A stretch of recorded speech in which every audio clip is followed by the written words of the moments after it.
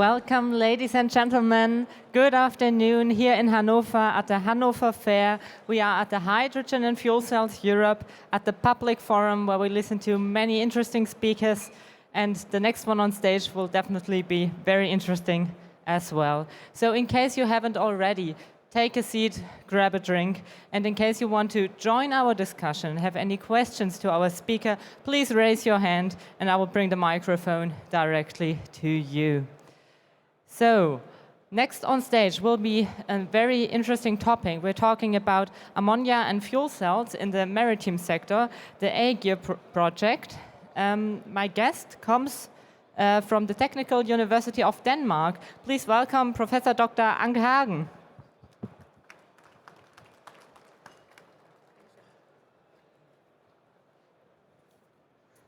Nice to have you here. Thank you. Hope you're having a great time. I learned that you just arrived yesterday, but Yes. there's plenty to see. So, yeah, you are a professor at the DTU. Can you tell us a little bit more about yourself and your areas of research?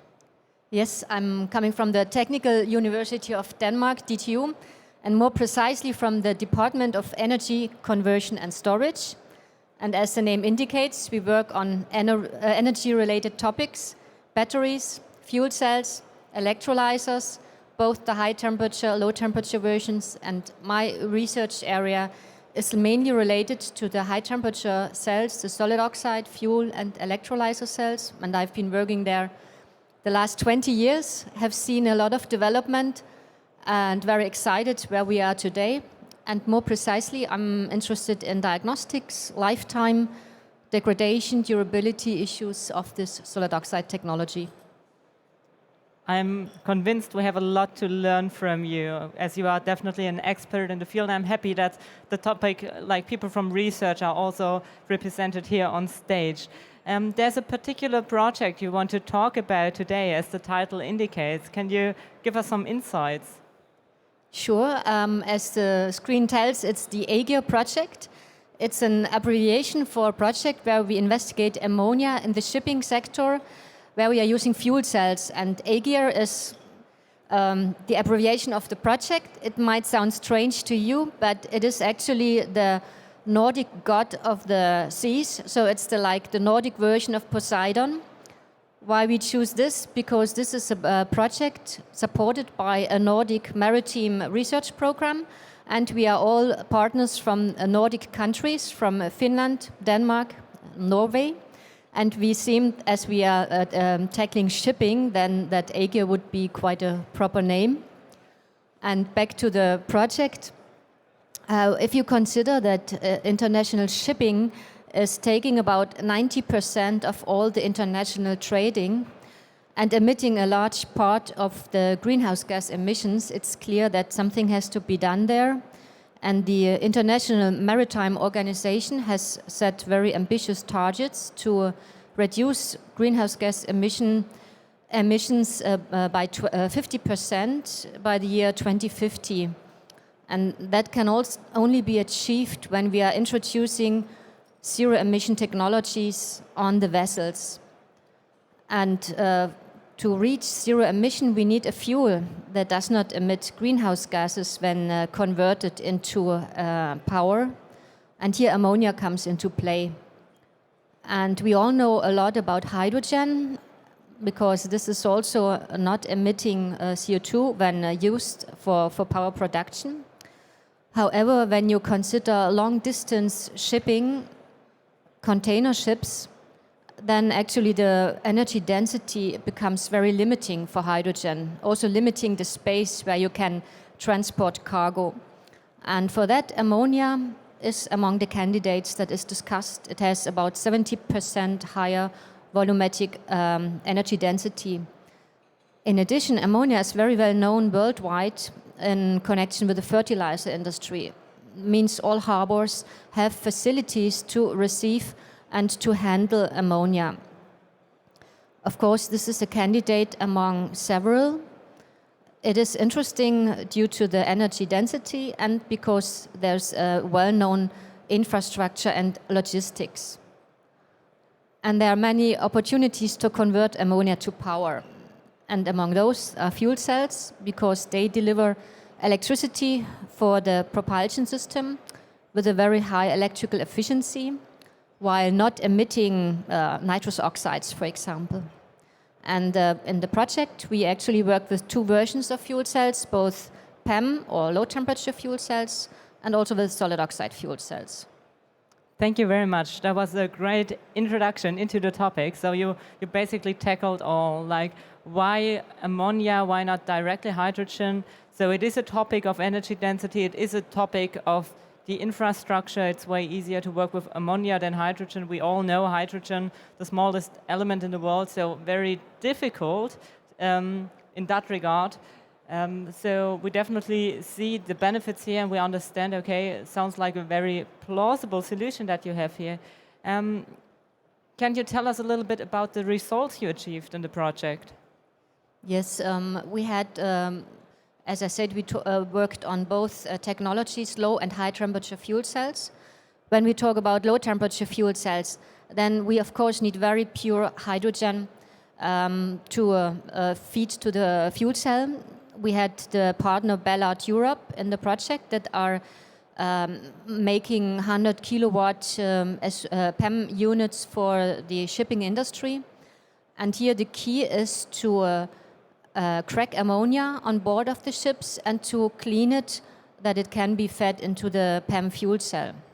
There are several opportunities, among others catalytic cracking or cracking in a high temperature fuel cell. We investigated that actually more specifically because the high temperature fuel cell, or SOFC, can not only crack the ammonia, it actually can use the exhaust as it is. So the nitrogen and the hydrogen from ammonia can be led directly into this high temperature fuel cell, where you then produce the electricity. And among the results we had in the project is to find out, is that feasible? Is the cell actually tolerating this? Are there any degradation mechanisms we see that we don't know from, for example, when using hydrogen? And actually we made some interesting findings, and we could, it's a very scientific focus of course, we could identify windows where it is feasible to run ammonia durable with an SOFC to produce electricity. In addition, we made also some analysis work. What would be the benefit of using the fuel cells? There is the potential of reducing CO2 emissions by 90%. We can also reach system efficiencies over 60% when we are using the solid oxide fuel cell. And we have also many interesting, a lot of new knowledge related to the handling of ammonia, the environmental impact, apart from reducing greenhouse gas emissions, looking at parameters like toxicity, etc. So we have generated a lot of knowledge to this whole area, ammonia as a fuel, which we hope we can harvest, but also other players in the area to get more knowledge when we would like to introduce ammonia as a fuel, actually. Great. So I want to invite the audience at this point. If you have any questions, feel free to raise your hand. Any questions from the audience? Otherwise, I will continue. I think it's really great that you have this holistic view of the whole topic. And the great thing about science is that you talk about it openly. Yeah, that's always a little bit of the problem with business. We are all working on the same mission. We work on clean energy for the future. But obviously, in many cases, there are also like the typical business case scenarios where we have to be careful what knowledge we share, what we can't share, because, yeah, in the end, companies want to make money. So, yeah, I think that's great about science, and that's why we definitely need science to bring us further into the future and to share the knowledge that you gain in projects like these. So in case people are interested, is there any information online that they can find? Do you share more on this project? Yes, of course. Here in this audience, there's maybe the let's say, the ambition to learn more in general what are the opportunities with ammonia. On the other hand, we generated a lot of scientific knowledge in the project that has been published and in scientific articles that has been shared at scientific conferences. And you can find a few of this information at our homepage, the Aegir homepage. In addition, what was actually maybe not as expected was when you are in the research community starting to use ammonia in different versions from 100% to traces, then this brings a lot of challenges also for your scientific infrastructure. And we, all partners that were involved were actually very experienced practical partners working on electrochemical devices for many years, and still we encountered some unexpected challenges. And in order to give others the opportunity to learn from our challenges, we made a public webinar where we shared our science-related issues with ammonia, and that is also publicly available at our homepage. So this project gave us not only scientific insight, but also a bit background what you might need to encounter when you are starting your research involving ammonia. So basically practical experience, okay. Can you give us a little clue what you learned? Because now I'm very interested what those challenges were. I can, a few examples, like in our laboratory at DTU, we are very much used to work with explosive and toxic gases, with carbon monoxide, with hydrogen. We have the sensors in place and the whole safety process. And if you implement then ammonia, there is some additional, of course you need different sensors. In addition, the properties of ammonia give some challenges if you want to supply to large stacks. Also, our components have to be ammonia ready. So this seems very low practical, but it can actually delay your research to with many months if you are not aware of that. Okay, thank you very much about this insight. So if you personally had to make a prediction, what role do you think ammonia will play in the future in our economy and in our daily lives? Or what would you wish what role it would take? Yeah, this is of course a very complicated question. I consider as a researcher, I have to develop technologies that can give benefit to society.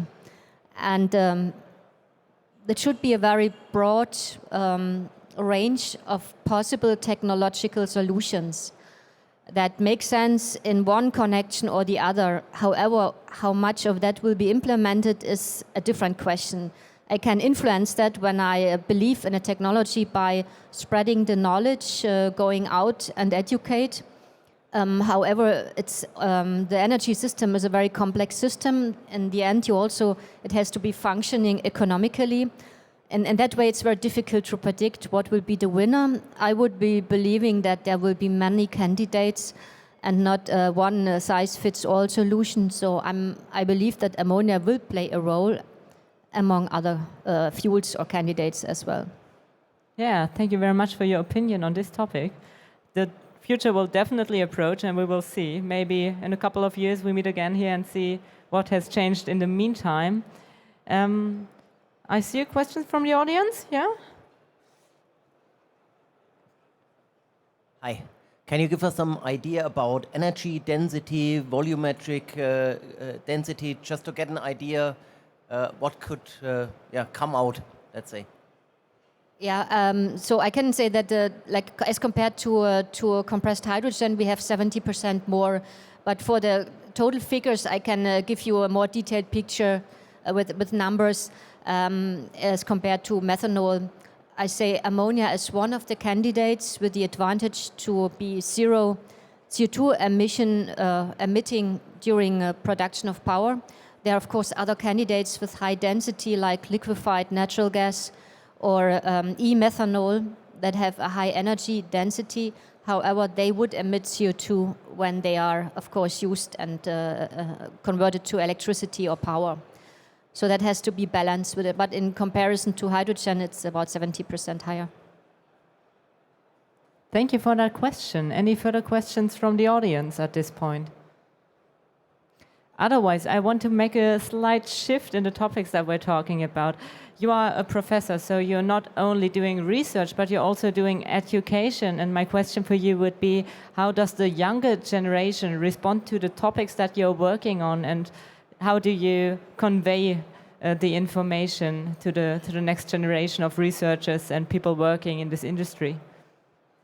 This is a very broad field. Thank you for this question, also very important. And clearly at university we have our ordinary courses. We have education of graduates, of bachelor project, PhD students that are getting familiar with this technology. And then there's also the other side of the general public and really young generation before entering university, where it is actually so important that we engage them in these natural sciences or technical sciences. And there are actually quite many activities we are undertaking. Luckily, in Denmark, there are many activities like a natural science festival each year, where you as a researcher can be booked to come out to high schools, to schools, and give presentations that I do frequently. And it is quite amazing how interested these kids are, so to speak, and the coming generation. It's also very challenging when you come from a science community where you know which type of questions are asked, and then you go to a completely different world. You think simple questions are often the most challenging. However, I feel there is a huge enthusiasm, and it's also nice that you can transfer your own enthusiasm and engagement to other generations. So this is kind of one issue, and the other is of course also education of professionals. I know that EU sees a big gap in, or a big need of educating professionals that will install these new technologies, and has supported projects over many years. And quite recently we started one that is looking into continuing education, reskilling of the workforce to be prepared for the green transition. And that's also an important topic and should not be forgotten, that many of these professional educations are still related to fossil-based energy, let's say technologies like power plants, coal power plants. Here we do have a big task to educate the workforce, also reskill those that are leaving areas that are more fossil-related, places that will disappear, but make them ready for the newer technologies with sustainable energy and renewable energy sources. So there we actually do quite a lot, and I'm sure we need more. And the best thing is, of course, we need to get the public acceptance and the motivation that the people like, and that is, I feel, is getting better and better with these years. It's a hot topic with climate and our challenges. So we meet open ears, and that's actually quite also gives you a lot of motivation to both talk to people, but also to continue to research, to give some benefit to the society at the end. Thank you very much. That was a very nice final statement. I was very happy to have you here, as we're running out of time. For everyone who's interested in learning more about the project or learning more about the research or education activities of Professor Dr. Anke Hagen, you have a booth here at the fair. You can find her at F43/1. It's in this direction. Yeah. Once again, it was a pleasure to have you here. Thank you very much for giving us some insights into your research, and I hope to see you again next year. Me too. Thank you for the opportunity. Thank you.